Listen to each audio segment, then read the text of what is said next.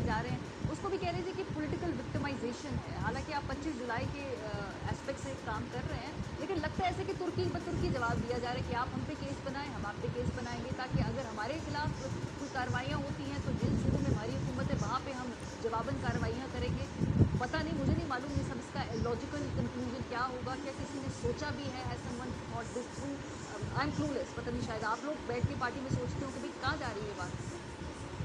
نہیں، میں تو آپ کے سامنے بیٹھا ہوں نا، میں تو آن ایئر کہہ رہا ہوں، میں سوچ بھی رہا ہوں، میں کہہ بھی رہا ہوں. میں تو اوپنلی کہہ رہا ہوں کہ یہ جو ہو رہا ہے. لیکن اگر آپ یہ سمجھتے ہیں کہ تحریک انصاف کی تمام لیڈرشپ بشمول Imran Khan, Asad Umar, Pervez Khattak, Shafqat Mahmood, Shah Mahmood Qureshi etcetera etcetera etcetera سب پہ پرچے کٹتے چلے جائیں گے، بالکل جعلی سیاسی پرچے کٹتے رہیں گے، تو وہ جو ہے وہ دل ٹرن دی ادر چیک.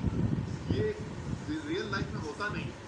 اس لیے میں یہ کہہ رہا ہوں کہ میں یہاں پر یہ کہنے کے بجائے کہ اچھا ٹھیک ہے تم کاٹو پرچے، ہم تم پہ کاٹیں گے، تم ہمیں پکڑو ہم تمہیں پکڑ لیں گے. میں یہ کہہ رہا ہوں کہ یہ ہو تو جائے گا لیکن یہ کوئی اچھی چیز نہیں ہوگی. یہ ملک کے لیے خرابی پیدا ہو رہی ہے، شدید خرابی پیدا ہو رہی ہے. اور مجھے یہ لگتا ہے کہ اس وقت جو تمام لوگ، جو تمام ادارے جو اس کے اندر انوالوڈ ہیں، وہ شاید ابھی تک پوری سوچ نہیں سکیں، سمجھ نہیں سکیں کہ اس سے ملک کو کتنے شدید نقصانات ہونے جا رہے ہیں. اور اس کی وجہ میں یہ کہہ رہا ہوں کہ مجھے یہ کیوں لگ رہا ہے، کیونکہ مجھے تو کہیں سے کوئی انیشیٹو ہی نہیں نظر آ رہا. بہت شکریہ سے السلام علیکم جی.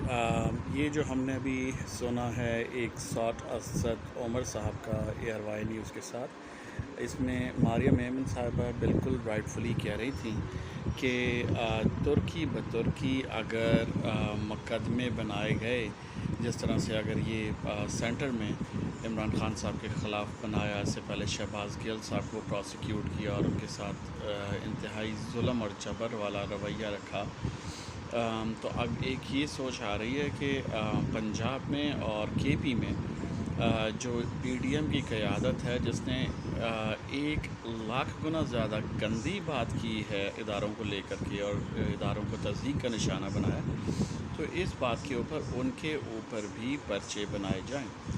اچھا، I do agree with Maryam Aiman somehow ہاؤ، کہ جس میں انہوں نے کہا کہ ایک two wrongs to not make one right, کہ اگر وہ پرچے بنا رہے ہیں اور غلط کر رہے ہیں تو آپ بھی وہی کریں تو یہ بھی اچھا فیل ہوگا، یہ نہیں ہوگا.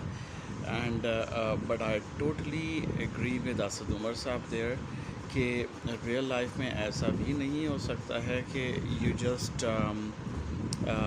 Face all that and you don't do anything in response.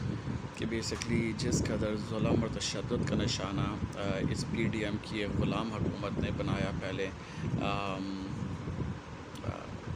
Shahbaz گل صاحب کو، اور جو جبر روا رکھا ہوا ہے، جو اللیگلی انہیں ڈیٹین کیا ہوا ہے اور ان کے ساتھ ظلم کر رہے ہیں، اور ابھی ان کی سیم موٹو ہے عمران خان صاحب کے لیے اور پی ٹی آئی کی باقی قیادت کے لیے، ان کے عزائم خوفناک حد تک خراب ہیں.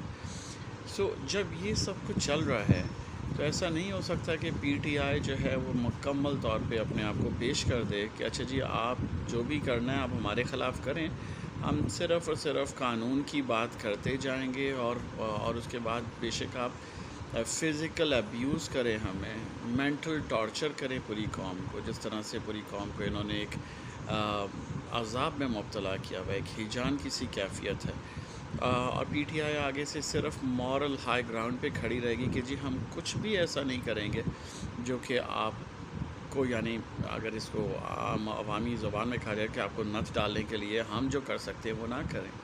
تو اس کا مطلب ہے کہ ہم انہیں کھلی چھوٹ دے دیں کہ وہ جو بھی بدماشی، جو بھی دھونس کے ذریعے اس ملک کے ساتھ ظلم اور زیادتی کر رہے ہیں وہ کرتے رہیں، اور مکمل طور پہ ان کو آگے سے فری گراؤنڈ ملے کہ وہ جس کو چاہیں ملیا میٹ کر کے رکھ دیں، اور آگے سے جو ایک پولیٹیکل فورس ہے جو کہ کسی طریقے سے ان کو ان کی ہی زبان میں جواب دے سکتی ہے، یا جیسا کہا جاتا ہے to get them taste their own medicine, تو وہ اپنے ہاتھ باندھ لے صرف قانون کی زنجیروں میں کہ اچھا جی قانون ہمیں یا اخلاقیات ہمیں یہ کرنے سے روکتی ہیں، تو ہم نے کسی صورت یہ نہیں کرنا، اور ان کو سب کرنے دینا ہے جو کچھ وہ اللیگل ایکشنز کر رہے ہیں اس ملک کے خلاف، اس ریاست کے خلاف اور ریاست کے عوام کے خلاف. تو آئی ہوپ کہ یہ چیز کلیئر ہونی چاہیے، کلیریفائی ہونا چاہیے، پوری قوم کو اس کو سمجھنا چاہیے کہ اس وقت ہمارا جن سیاسی بھیڑیوں کے ساتھ مقابلہ ہے، آپ صرف اخلاقیات کو سامنے رکھ کر کے، آپ صرف قانون کو سامنے رکھ کر کے، آئین کو سامنے رکھ کر کے آپ ان کے ساتھ نہیں جیت سکتے. اگر آپ یہ کریں گے، وہ تو آپ کو ملیہ میٹ کرنے پر تلے ہوئے ہیں. وہ آج اگر عمران خان کے ساتھ عوام کھڑی نہ ہو جاتی آج رات کو، جو پچھلی رات گزشتہ رات گزری ہے، وہ تو عمران خان کو بھی لے گئے تھے اور لے جاتے، اس کے بعد ظلم کرتے، تشدد کرتے، جو بھی کرتے، عمران خان سے بھی کچھ بھی اگلوا لیتے. وہ تو اس گراوٹ کا شکار ہیں جو کہ ہم تصور نہیں کر سکتے. یہ سیاسی طور پہ بھی اگر دیکھا جائے تو نواز شریف کلان، تو یہ تو ضیاء الحق کی پیداوار ہیں. ضیاء الحق جو کہ ایک بدترین بیسکلی ڈکٹیٹر تھا، ایک بدترین فاشسٹ تھا. یہ بالکل اسی کی باقیات ہیں اور یہ ان کی سیاست بالکل اسی ڈگر پہ چل رہی ہے جو کہ ایک ڈکٹیٹرشپ کی بدترین مثال ہوتی ہے. سو بدقسمتی سے ہم اخلاقیات کا درس کن کے لیے دے رہے ہیں؟ ہم ایسے بھیڑیوں کے لیے دے رہے ہیں جو کہ بیسکلی چیر پھاڑ کے کھا جانے کو تیار ہیں اس پوری ریاست کے عوام کو.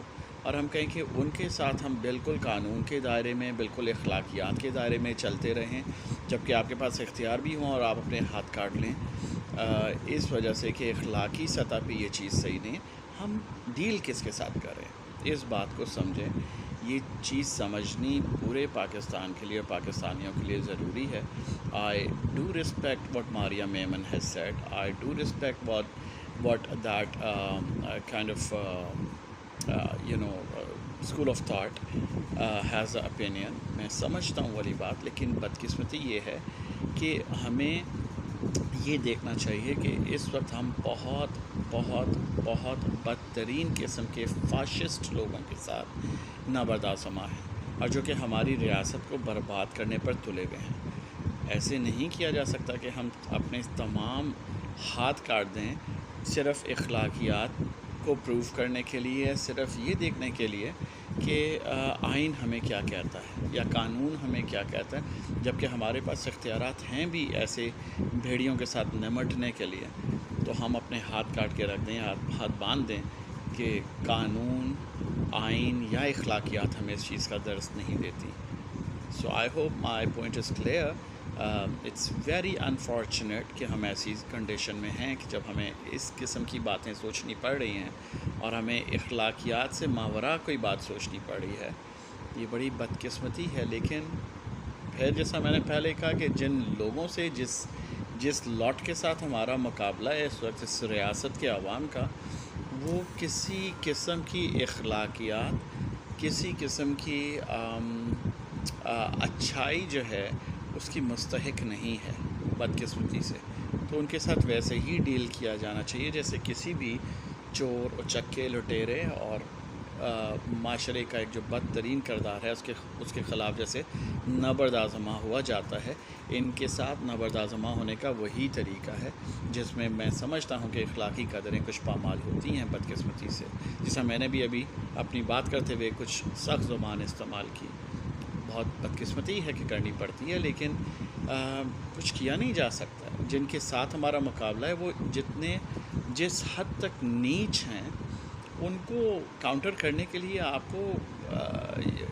کو بھی بلو دا بیلٹ بھی جانا پڑتا ہے. ورنہ اگر آپ صرف یہ سمجھیں کہ ان کے ساتھ شرافت کے ساتھ آپ انہیں کچھ سمجھا لیں گے یا کنونس کر لیں گے یا کچھ کر لیں گے، ایسا نہیں ہونے لگا.